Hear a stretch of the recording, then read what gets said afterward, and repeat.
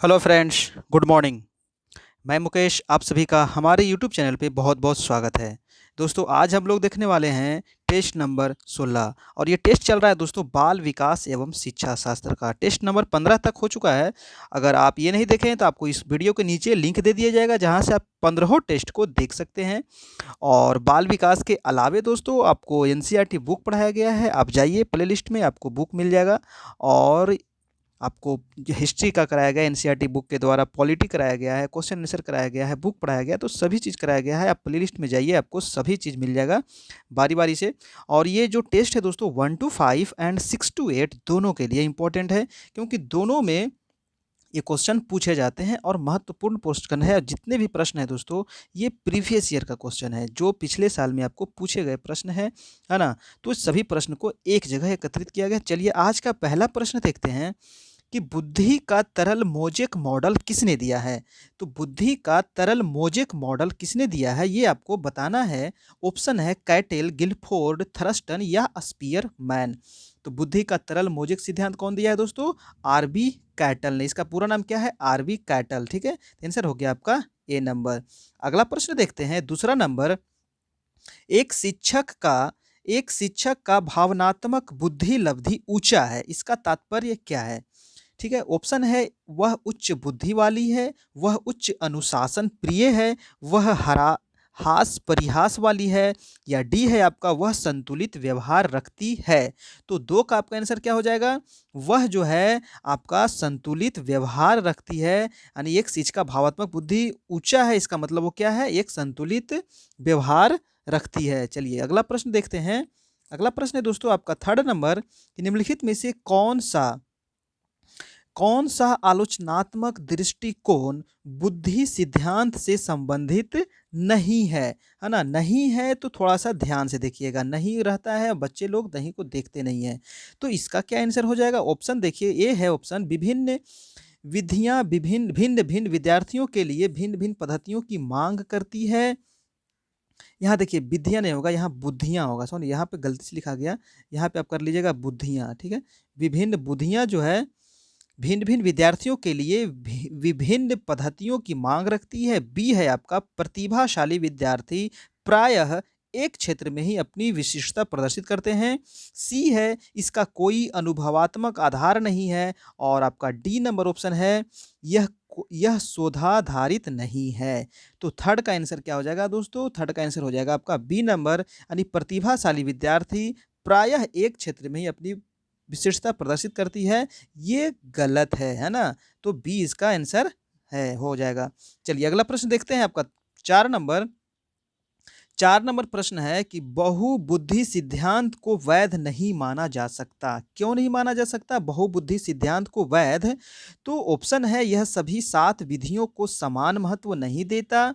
B है आपका कि यह केवल अब्राहम मैस्लो के जीवन भर के सुदृढ़ अनुभवात्मक अध्ययन पर आधारित है। सी है यह सर्वाधिक महत्वपूर्ण बुद्धि जी के अनुकूल नहीं है। या डी है विशिष्ट परीक्षणों के अभाव में विभिन्न बुद्धियों का मापन संभव नहीं है। तो 4 का आंसर क्या हो जाएगा आपको? डी नंबर, यानी विशिष्ट परीक्षणों के अभाव में विभिन्न बुद्धियों का मापन संभव नहीं है ना? क्वेश्चन क्या था कि बहुबुद्धि सिद्धांत को वैध नहीं माना जा सकता। क्यों नहीं माना जा सकता? तो इसका आंसर हो जाएगा आपका डी नंबर। अगला प्रश्न देखते हैं आपका 5 नंबर। 5 प्रश्न है कि निम्नलिखित में से कौन सा परीक्षण हार्वर्ड गार्डनर है ना, हार्वर्ड गार्डनर के बहुबुद्धि सिद्धांत का समर्थन करता है ना? वो कौन सा निरीक्षण था जो हार्वर्ड गार्डनर के बहुबुद्धि सिद्धांत को समर्थन करता है? तो ऑप्शन देखिए, ऑप्शन ए में है मस्तिष्क के एक भाग में हुई क्षति केवल किसी एक विशिष्ट योग्यता को प्रभावित करती है, न कि संपूर्ण को। बी है आपका ऑप्शन कि बुद्धि विश्लेषणात्मक, सृजनात्मक एवं व्यवहारात्मक विधियों की अंतःक्रिया है। ये आपका गलत है। सी है विभिन्न बुद्धियां अपने स्वरूप में पदानुक्रम है, ये भी गलत है। और डी है अनुदेशन के प्रारूप का निर्माण करते समय अध्यापकों को किसी एक विशिष्ट शैक्षिक नवाचार के सिद्धांत का अनुपालन करना चाहिए, ये भी गलत है। इसका आंसर क्या हो जाएगा दोस्तों? आपका ए नंबर, ठीक है। यानी हार्वर्ड गार्डनर के बहुविधि सिद्धांत का समर्थन करता है, ऑप्शन नंबर ए। आंसर हो गया ए। अगला प्रश्न देखते हैं आपका 6 नंबर। 6 प्रश्न है कि निम्नलिखित में से कौन सा कौशल भावात्मक बुद्धि से संबद्ध नहीं है ना? बराबर नहीं वाला 2 से 3 प्रश्न आपको पूछा जाएगा। तो नहीं को क्वेश्चन थोड़ा सा ध्यान से देखिए और ध्यान से ऑप्शन पढ़िएगा, है ना? तो क्या क्वेश्चन कर रहा है कि निम्नलिखित में से कौन सा कौशल भावात्मक बुद्धि से संबद्ध नहीं है? ऑप्शन है भावनाओं के प्रति जागरूकता, भावनाओं का प्रतिबंधन, सी है आपका भावनाओं की आलोचना, और डी है कक्षा सहपाठियों के साथ मैत्रीपूर्ण व्यवहार। 6 का आपका क्या हो जाएगा दोस्तों?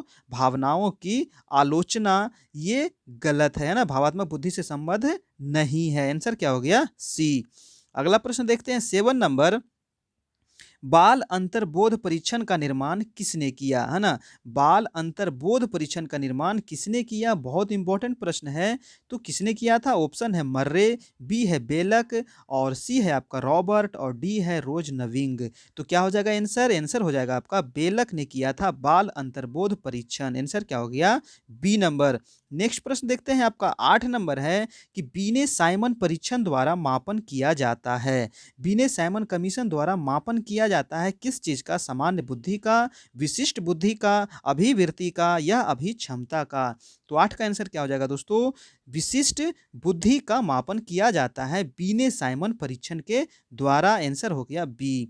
और दोस्तों अगर वीडियो अच्छा लग रहा हो तो प्लीज एक लाइक जरूर कीजिएगा दोस्तों, और अभी तक हमारे चैनल सब्सक्राइब नहीं किए हैं तो प्लीज जरूर से जरूर सब्सक्राइब कर ले, क्योंकि इसके बाद जो भी वीडियो आएगा उसको आपको नोटिफिकेशन मिलता रहेगा, और ताकि उसका आपका तैयारी पूर्ण हो सके। चलिए अगला प्रश्न देखते हैं दोस्तों। 9 नंबर प्रश्न है पियाजे के सिद्धांत के अनुसार, पियाजे के सिद्धांत के अनुसार निम्नलिखित में से कौन सा व्यक्ति के संज्ञानात्मक विकास को प्रभावित नहीं करेगा? देखिए फिर से नहीं वाला आया। तो कौन सा नहीं करेगा संज्ञानात्मक विकास को? ऑप्शन है भाषा, सामाजिक अनुभव, परिपक्वन क्रियाकलाप। तो 9 का आंसर क्या हो जाएगा? तो ये सामाजिक अनुभव को प्रभावित नहीं करेगा पियाजे के संज्ञानात्मक विकास को, है ना?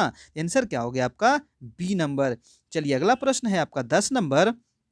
10 नंबर प्रश्न है कि इनमें से कौन सा त्रितंत्रीय सिद्धांत में व्यवहारिक बुद्धि का अभिप्राय नहीं है ना?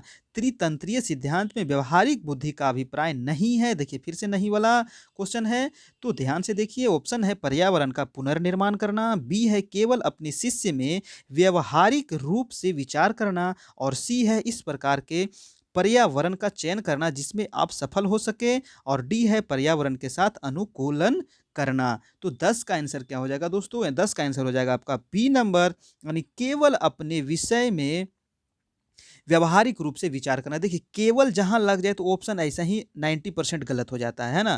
तो इसमें केवल नहीं होगा, तो इसका आंसर क्या हो जाएगा दोस्तों? आपका बी नंबर। चलिए अगला प्रश्न देखते हैं। और दोस्तों ये देखिए हमारा चैनल है दोस्तों, अभी तक आप सब्सक्राइब नहीं किए हैं तो प्लीज़ से प्लीज़ जरूर से जरूर सब्सक्राइब कर ले, और बेल आइकन जरूर प्रेस कर ले, अपने दोस्तों के साथ जरूर शेयर करें दोस्तों, और लास्ट में जरूर कमेंट करके बताइएगा कि आपको वीडियो कैसा लगा, आप लोगों ने कितना सही किए। ये हमारा व्हाट्सएप ग्रुप है, अगर आप इससे जुड़ना चाहते हैं तो प्लीज़ मैसेज करें, आपको जोड़ दिया जाएगा।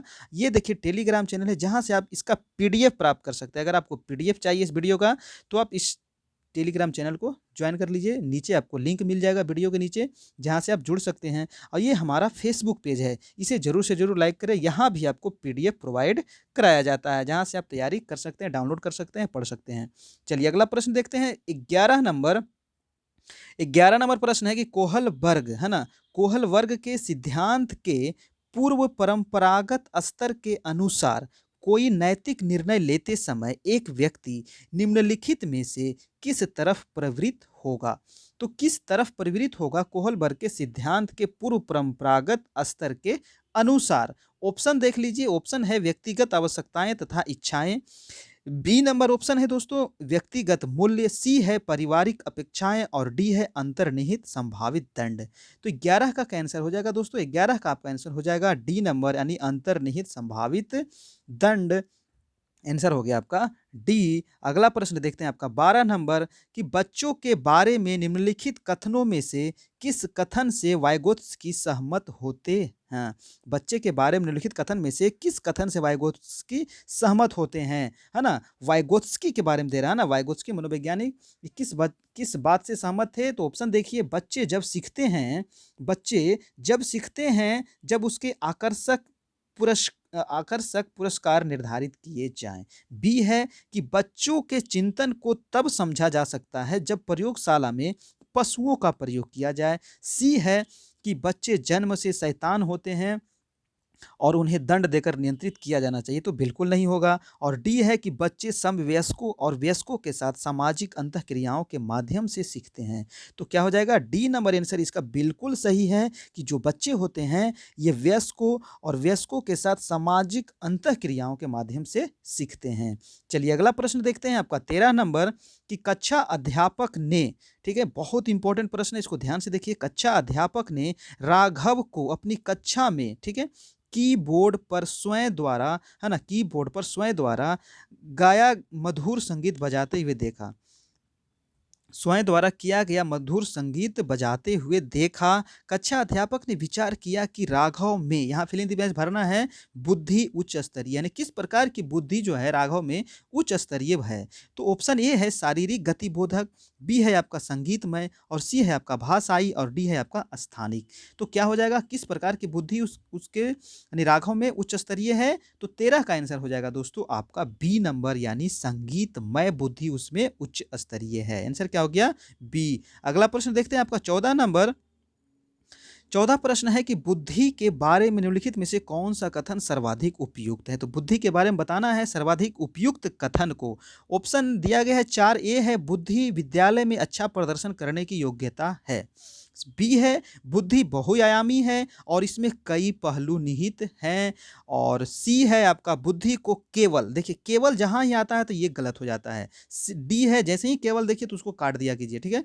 डी है आपका कि बुद्धि मूलभूत रूप से स्नायु तंत्र संबंधी कार्य प्रणाली है, उदाहरणार्थ प्रक्रमण की गति, संवेदी विभेद आदि। इसका देखिए जो महत्वपूर्ण ऑप्शन है वो है आपका बी नंबर, यानी बुद्धि जो है क्या है, बहुआयामी है और इसमें कई पहलू निहित होते हैं। तो आंसर क्या हो गया आपका बी नंबर। लगेगा आपको सभी ऑप्शन सही है लेकिन कोई एक ही ऑप्शन सही होता है ना, जो सबसे उपयुक्त हो। चलिए अगला प्रश्न देखते हैं। 15 नंबर प्रश्न है बुद्धि है, बुद्धि क्या है। ऑप्शन है देखिए, ए नंबर समर्थियों का समुच्चय, बी है एक अकेला और जातीय विचार, सी है दूसरों के अनुकरण करने की योग्यता और डी है एक विशिष्ट योग्यता। तो 15 का आंसर हो जाएगा बुद्धि जो है दोस्तों समर्थियों का एक समुच्चय है। आंसर नंबर ए हो गया। चलिए अगला प्रश्न है आपका 16 नंबर कि निम्नलिखित में से किस विधि का उपयोग स्मृति के मापन के लिए नहीं किया जाता है।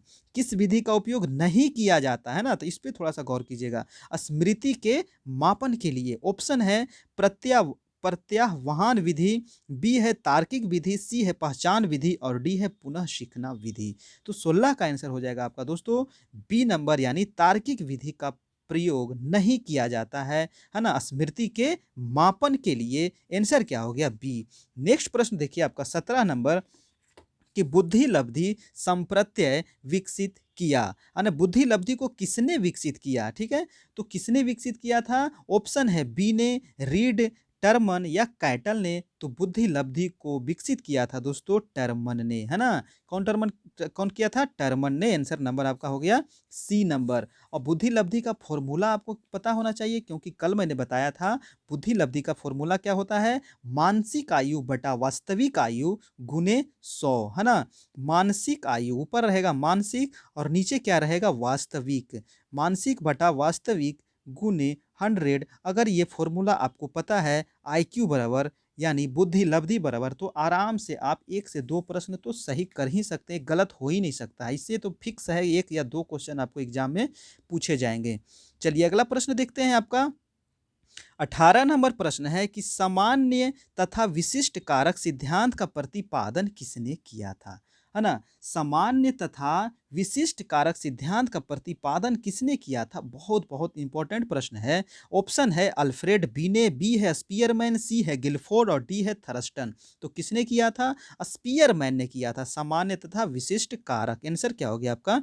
B number. नेक्स्ट प्रश्न देखिए 19 नंबर कि जिन बालकों की बुद्धि लब्धि है ना? यहाँ फिल इन द ब्लैंक्स में भरना है। बुद्धि लब्धि है, साधारणतः उन्हें मानसिक न्यूनता ग्रसित की श्रेणी में रखते हैं। तो कितने बुद्धि लब्धि वाले को, है ना, न्यूनता ग्रसित की श्रेणी में रखा जाता है? ऑप्शन है देखिए 70 से कम, 70 से ऊपर, 80 से 100 या इनमें से कोई नहीं। तो न्यूनता ग्रसित वाले श्रेणी में रखा जाता है किसको दोस्तों? जो 70 से कम हो। जिस बच्चे की बुद्धि लब्धि 70 से कम हो उसे रखा जाता है न्यूनतम बुद्धि लब्धि में, है ना? और जिसका 90 से लेकर के 110 के बीच हो वो सामान्य बुद्धि माना जाता है। कहीं-कहीं आपको 120 भी मिलेगा, ठीक है? कहीं-कहीं आपको 100 भी मिलेगा। तो ये सभी सामान्य बुद्धि में आते हैं और अगर 120 से ऊपर पूछा जाए तो ये हो जाएगा आपका विशिष्ट बुद्धि, यानी, है ना? चलिए अगला देखते हैं 20 नंबर और आज का लास्ट प्रश्न है कि स्पीयरमैन 1904 के अनुसार तर्क की क्षमता और समस्या समाधान करने की क्षमता क्या कहलाती है ना? क्या कहलाती है? एस कारक, जी कारक, विशिष्ट बुद्धि या सांस्कृतिक बुद्धि? तो 20 का आपका आंसर हो जाएगा दोस्तों जी कारक कहलाता है स्पीयरमैन के अनुसार। आंसर क्या हो गया आपका? B number. बहुत-बहुत इंपॉर्टेंट प्रश्न है। चलिए, तो ये था दोस्तों आज का महत्वपूर्ण 20 प्रश्न जो पिछले सालों आपको एग्ज़ाम में पूछे गए थे, प्रीवियस ईयर में, है ना? तो चलिए ये हमारा देखिए चैनल है दोस्तों, अगर आप अभी तक सब्सक्राइब नहीं किए हैं तो प्लीज़ से प्लीज़ ज़रूर से ज़रूर सब्सक्राइब कर लें, बेल आइकन ज़रूर प्रेस कीजिएगा ताकि आपको नोटिफ़िकेशन मिलता रहे। जब तक बेल नहीं प्रेस कीजिएगा, बगल में जो आपको बेल दिखा रहा है उसको प्रेस कर लीजिएगा और ताकि आपको नोटिफ़िकेशन मिलता रहे। ये हमारा व्हाट्सएप ग्रुप है दोस्तों, अगर आप जुड़ना चाहते हैं तो प्लीज़ ज़रूर मैसेज करें, आपको जोड़ दिया जाएगा। और ये देखिए टेलीग्राम है जहाँ आपको पीडीएफ, जिन बच्चों को पीडीएफ चाहिए वो हमारे टेलीग्राम चैनल से जुड़े और फेसबुक चैनल से जुड़े। फेसबुक पेज लाइक करें, इसमें भी आपको पीडीएफ प्रोवाइड कराया जाता है। तो ठीक है, फिर कल मिलते हैं, तब तक के लिए आप लोग अच्छे से तैयारी करते हैं। किसी प्रकार का अगर प्रॉब्लम हो तो आप इस नंबर पे संपर्क कर सकते हैं।